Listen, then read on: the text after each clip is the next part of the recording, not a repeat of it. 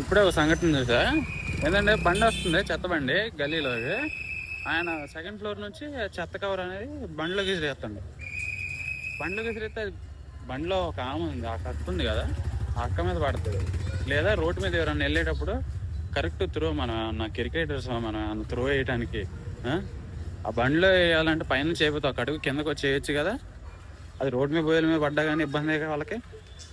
So అట్లా ఎవరు చేయకండి. అట్లా కిందకు వచ్చి చేయండి, లేదా ఒక తాడు బకెట్ కట్టి పైనుంచి కిందకి ఎత్తే వేసుకుంటాం.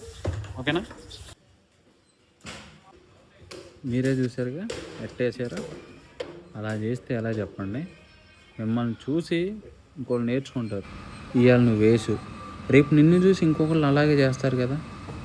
సమాజం ఏంటంటే ఒకరిని చూసి ఒకరు నేర్చుకుంటారు. అది మంచి అయినా చెడైనా కానీ చూసి నేర్చుకుంటూ ఉంటారు. అందుకనే మనం చేసేది నలుగురు చూస్తారు కాబట్టి దాన్ని బట్టి మనం నడుచుకోవాలి.